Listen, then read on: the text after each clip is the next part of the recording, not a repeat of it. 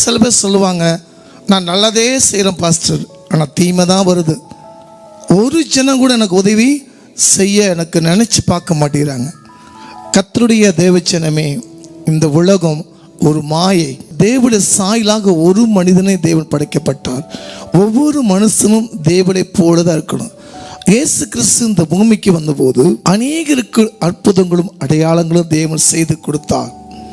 யாருக்கெல்லாம் உதவி செய்தார் என்றால், திக்கற்ற பிள்ளைகளும், கைவிடப்பட்ட நிலைமையிலும், குஷ்டரோகிகளுக்கும், விதவிமார்களுக்கும், கண்ணீரோடு பிள்ளைகளுக்கும் இயேசு உதவி செய்தார். அப்ப நம்ம யாருக்கு உதவி செய்யலாம்? ஆண்டு சொல்ல, திராணி இருக்கும் போது மற்றவங்களுக்கு உதவி செய். ஆண்டு சொல்ல, சின்ன காரியம், நீ பசியா அவனுக்குன்னு ஆகாரத்தை கொடு.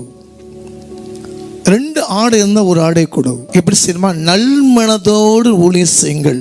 நீங்க தர்மம் செய்யும்போது எச்சரிக்கையாருங்கள். மத்தேயுல 6 வாசிக்கிறோம். யாருக்கு நன்மை செய்யணும்? கர்த்தருடைய ஊழியக்காரர்களுக்கு என்ன செய்யலாம்? நீங்கள் உதவி செய்யலாம்.